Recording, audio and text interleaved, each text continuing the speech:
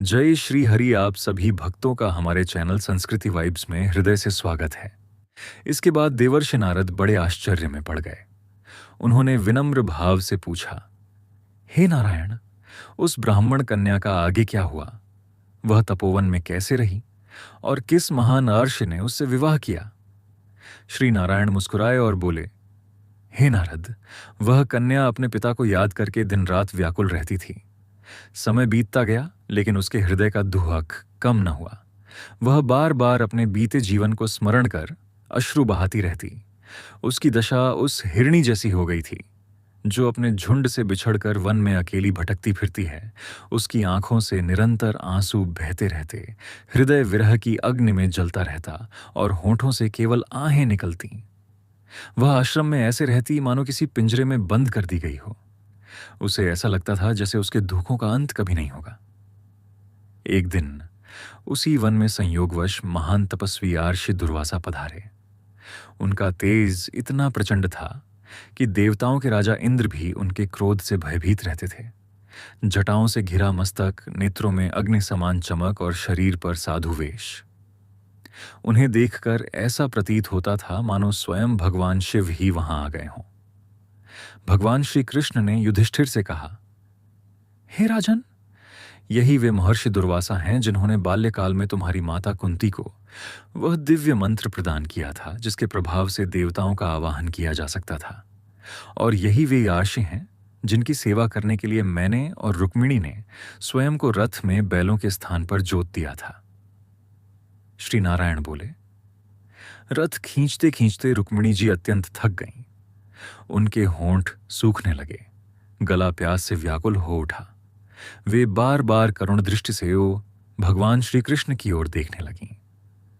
भगवान सब समझ रहे थे, परंतु आर्षि दुर्वासा की सेवा में तनिक भी कमी ना आए, इसलिए वे शांत भाव से रथ खींचते रहे। चलते चलते जब रुक्मिणी जी की प्यास असहनीय हो गई, तब मैंने अपने चरण के अंगूठे से धरती को स्पर्श किया। उसी क्षण वहां से पवित्र गंगा जल प्रकट हो उठा और धारा बनकर बहने लगा। उस निर्मल जल से मैंने रुक्मिणी जी की प्यास बुझाई। लेकिन यह दृश्य देखते ही महर्षि दुर्वासा के हृदय में प्रचंड क्रोध उत्पन्न हो गया। उनका तेज ऐसा प्रतीत हो रहा था मानो प्रलय काल की अग्नि स्वयं धधक उठी हो। क्रोध से कांपते हुए उन्होंने कहा, हे कृष्ण, रुक्मिणी तुम्हें अत्यंत प्रिय है। तुमने उसके मोह में पड़कर मेरी आज्ञा का अनादर किया और उसे जल पिलाया। इसलिए मैं तुम्हें श्राप देता हूं कि तुम दोनों को एक दूसरे से वियोग सहना पड़ेगा। हे युधिष्ठिर, इस प्रकार महर्षि दुर्वासा ने मुझे श्राप दिया था। वे कोई साधारण आर्षि नहीं थे, वे स्वयं रुद्र के अंश से उत्पन्न हुए थे। उनके भीतर प्रलयकालीन शिव का तेज विद्यमान था। अपने पिता महर्षि अत्रि के कठोर तप और माता अनसुया की पवित्रता से जन्मे दुर्वासा आर्षि तपस्या की साक्षात प्रतिमा थे। उनकी विशाल जटाएं अनेक तीर्थों के जल से सदा भीगी रहती थीं और उनका तेज देखकर बड़े बड़े देवता भी भयभीत हो जाते थे। उधर जब वह ब्राह्मण कन्या उन्हें अपने आश्रम की ओर आते हुए देखती है तो उसके मन में जैसे आशा की एक किरण जाग उठती है। वह तुरंत उठकर श्रद्धा से उनके चरणों में प्रणाम करती है। जैसे माता सीता ने महर्षि वाल्मीकि का आदरपूर्वक स्वागत किया था, उसी प्रकार वह कन्या भी महर्षि दुर्वासा को अपने आश्रम में ले आई। उसने वन के फल, सुगंधित पुष्प और अर्घ्य अर्पित करके बड़ी विनम्रता से उनकी पूजा की। फिर हाथ जोड़कर बोली, हे महात्मा, अत्रिकुल के सूर्य, आपको मेरा बार बार प्रणाम। मेरे जैसे अभागिनी के आश्रम में आपका आगमन कैसे हुआ? आज आपके चरणों से मेरा जीवन धन्य हो गया। शायद मेरे पिता के पुण्यों का ही प्रभाव है कि मुझे आपके दर्शन प्राप्त हुए। महापुरुषों के दर्शन और उनके चरणों की धूल से मनुष्य का जन्म सफल हो जाता है। आज मेरा जीवन और मेरा व्रत दोनों सार्थक हो गए। इतना कहकर वह कन्या मौन होकर उनके सामने खड़ी रही। तब शिवांश से उत्पन्न महर्षि दुर्वासा मंद मुस्कान के साथ बोले, पुत्री, साधु साधु, तूने अपने कुल का गौरव बढ़ाया है। यह सब तेरे पिता महर्षि मेधा के महान तप का ही फल है कि उनके घर में तेरे जैसी धर्मपरायण कन्या ने जन्म लिया। मैं कैलाश से तेरी भक्ति और धर्मनिष्ठा का समाचार सुनकर ही यहां आया हूं। अब मैं भगवान नारायण के दर्शन हेतु बद्रिकाश्रम जा रहा हूं, जहां वे लोक कल्याण के लिए तप कर रहे हैं। ब्राह्मण कन्या की आंखें भर आईं। वह करुण स्वर में बोली, हे मुनिवर, आपके दर्शन मात्र से मेरा शोक रूपी समुद्र सूख गया। आपने मुझे सांत्वना देकर आशा तो दी है, लेकिन मेरे जीवन में अब कोई सुख दिखाई नहीं देता। मेरे माता पिता, भाई बंधु कोई भी मेरे साथ नहीं है। मैं बिल्कुल अकेली हूं।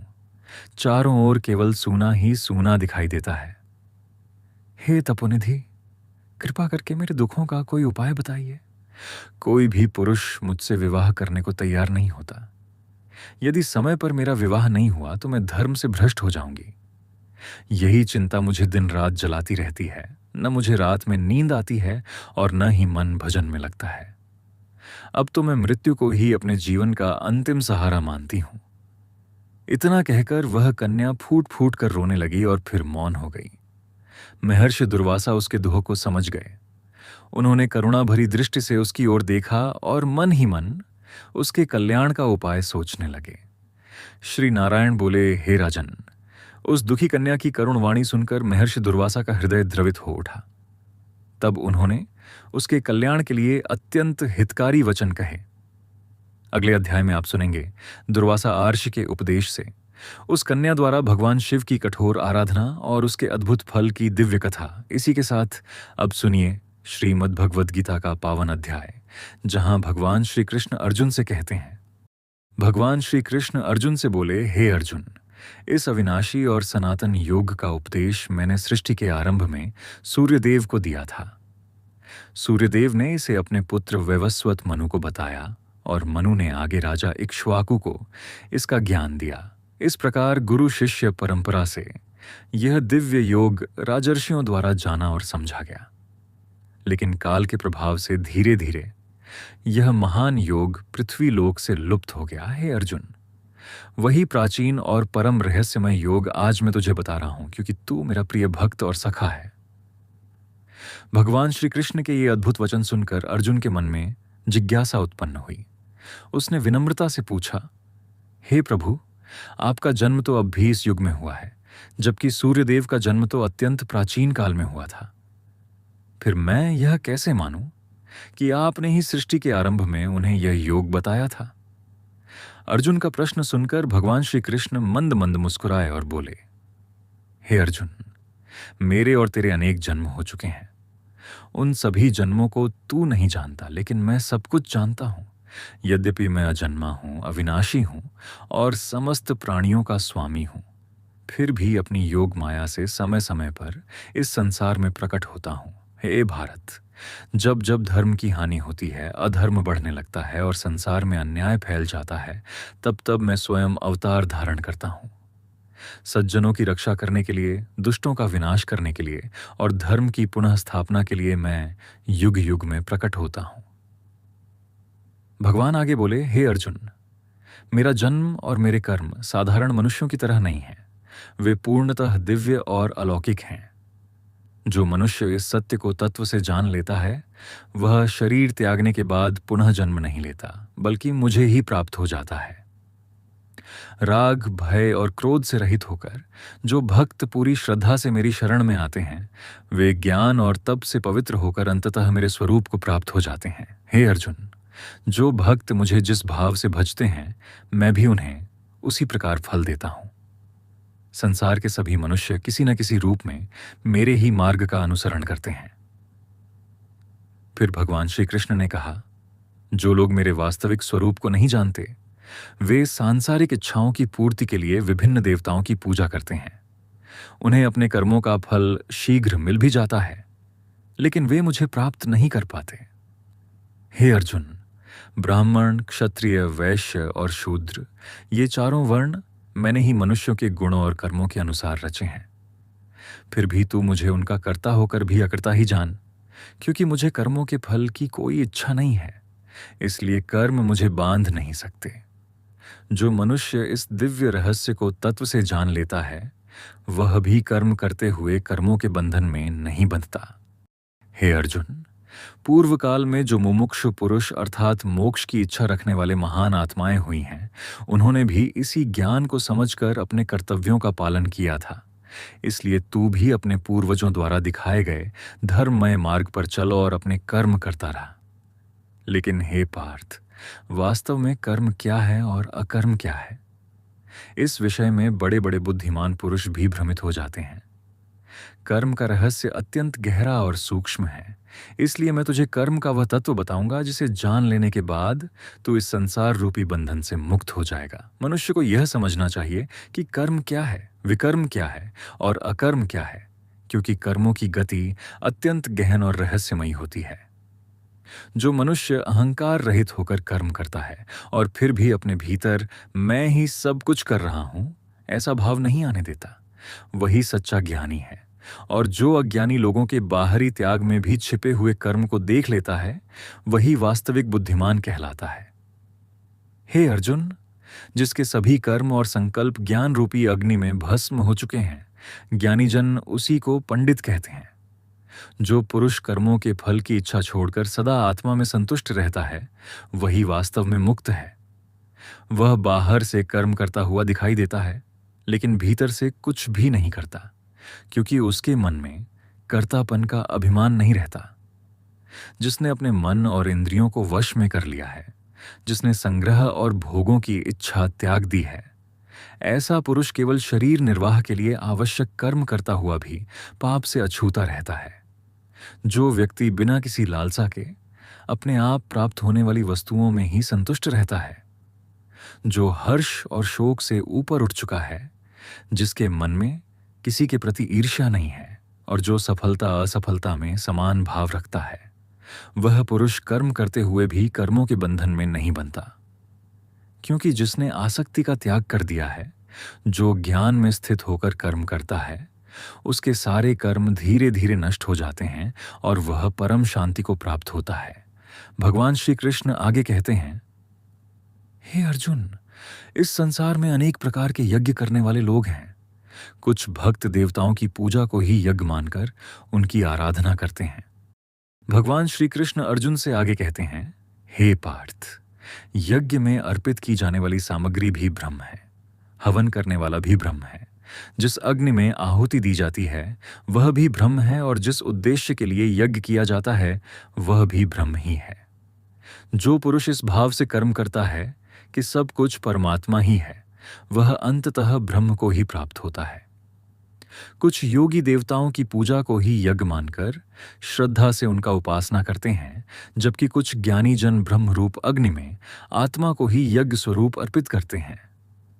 कुछ साधक अपनी इंद्रियों को संयम रूपी अग्नि में समर्पित कर देते हैं, अर्थात वे इंद्रियों को विषयों से हटाकर अपने वश में कर लेते हैं। और कुछ योगी शब्द, स्पर्श, रूप, रस और गंध जैसे विषयों को इंद्रियों की अग्नि में हवन करते हैं।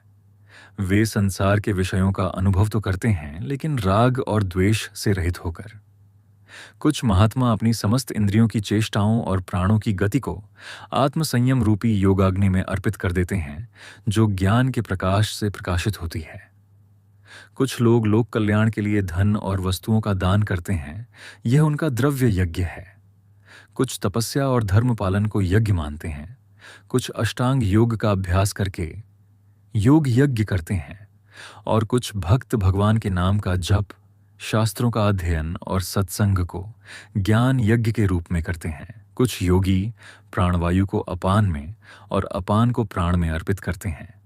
कुछ प्राण और अपान की गति को रोककर प्राणायाम में लीन रहते हैं, और कुछ संयमित आहार करने वाले योगी अपने प्राणों को ही प्राणों में हवन करते हैं। हे अर्जुन, ये सभी यज्ञ को जानने वाले पुरुष अपने पापों को यज्ञ द्वारा नष्ट कर चुके होते हैं, और जो योगी यज्ञ से प्राप्त ज्ञान रूपी अमृत का पान करते हैं, वे सनातन ब्रह्म परमात्मा को प्राप्त हो जाते हैं। लेकिन जो मनुष्य यज्ञ नहीं करता, उसके लिए यह मनुष्य लोक भी सुखदायक नहीं होता। फिर परलोक में सुख कैसे मिल सकता है? वेदों में अनेक प्रकार के यज्ञों का विस्तार से वर्णन किया गया है। ये सभी शरीर, मन और इंद्रियों की क्रियाओं से उत्पन्न होते हैं। हे अर्जुन, जब मनुष्य इन यज्ञों के वास्तविक तत्व को समझ लेता है, तब वह निष्काम कर्म योग के द्वारा संसार के बंधनों से मुक्त हो जाता है। सांसारिक वस्तुओं से किए जाने वाले यज्ञों की अपेक्षा ज्ञान यज्ञ को श्रेष्ठ कहा गया है, क्योंकि अंततः सभी कर्म ज्ञान में ही जाकर पूर्ण होते हैं। इसलिए हे पार्थ, तू उन तत्वदर्शी महापुरुषों के पास जा जो सत्य को जान चुके हैं। उन्हें विनम्रतापूर्वक प्रणाम कर, निष्कपट भाव से प्रश्न पूछ और श्रद्धा से उनकी सेवा कर। वे ज्ञानी महात्मा तुझे उस दिव्य ज्ञान का उपदेश देंगे जिसे जान लेने के बाद तू फिर कभी मोह में नहीं पड़ेगा। और हे अर्जुन, उस ज्ञान को प्राप्त करके तू समस्त प्राणियों को अपने भीतर और फिर सबको मुझ में अर्थात सच्चिदानंद स्वरूप परमात्मा में एक ही भाव से देखेगा। भगवान श्री कृष्ण आगे कहते हैं, हे अर्जुन, यदि तू संसार के सबसे बड़े पापियों से भी बढ़कर पाप करने वाला क्यों ना हो, फिर भी ज्ञान रूपी नौका के द्वारा तू निश्चय ही सभी पापों के समुद्र को पार कर जाएगा। जिस प्रकार प्रज्वलित अग्नि लकड़ियों को पूरी तरह भस्म कर देती है, उसी प्रकार आत्मज्ञान की अग्नि मनुष्य के समस्त कर्मों और पापों को जलाकर समाप्त कर देती है। इस संसार में ज्ञान के समान पवित्र करने वाला दूसरा कुछ भी नहीं है। जो मनुष्य कर्म योग में स्थित होकर अपने अंतःकरण को शुद्ध कर लेता है, वह समय आने पर स्वयं अपने हृदय में उस दिव्य ज्ञान का अनुभव करता है। हे अर्जुन, जिसने अपनी इंद्रियों को वश में कर लिया है, जो श्रद्धावान है और साधना में तत्पर रहता है, वही इस ज्ञान को प्राप्त करता है। और ज्ञान प्राप्त होते ही वह शीघ्र ही परम शांति को प्राप्त हो जाता है। लेकिन जो मनुष्य श्रद्धाहीन है, जिसे ईश्वर और शास्त्रों पर विश्वास नहीं है और जिसका मन संशयों से भरा हुआ है, वह कभी सुख नहीं पाता। ऐसा संशयग्रस्त मनुष्य न इस लोक में सुखी रहता है और न ही परलोक में। हे अर्जुन, जिसने अपने सभी कर्म भगवान को अर्पित कर दिए हैं, जिसका संशय ज्ञान द्वारा नष्ट हो चुका है और जो परमात्मा में स्थित हो गया है, उसे कर्म कभी बांध नहीं सकते। इसलिए हे भारतवंशी अर्जुन, अपने हृदय में बैठे अज्ञान और संशय को ज्ञान रूपी तलवार से काट डाल। योग में स्थित होकर अपने कर्तव्य का पालन कर और युद्ध के लिए खड़ा हो जा। इसी के साथ श्रीमद् भगवद गीता का यह पावन अध्याय पूर्ण होता है। जो भी श्रद्धा और भक्ति भाव से इस अध्याय का पाठ करता है, सुनता है या मनन करता है, वह भगवान श्री हरि विष्णु की कृपा प्राप्त करता है और उसका जीवन धीरे धीरे दिव्यता की ओर बढ़ने लगता है। यदि आपको आज की यह दिव्य कथा और गीता का अमृत ज्ञान पसंद आया हो, तो वीडियो को लाइक अवश्य करें। अपने परिवार, मित्रों और सभी सनातन प्रेमियों के साथ इसे ज़्यादा से ज़्यादा साझा करें, ताकि भगवान श्री कृष्ण का यह पावन संदेश हर घर तक पहुंच सके। कमेंट बॉक्स में श्रद्धा से लिखिए जय श्री हरि। साथ ही हमारे चैनल संस्कृति वाइब्स को सब्सक्राइब करना न भूलें, जहां आपको प्रतिदिन मिलती हैं सनातन धर्म की प्राचीन कथाएं, व्रत कथाएं, भागवत ज्ञान और भक्ति से भरे दिव्य प्रसंग।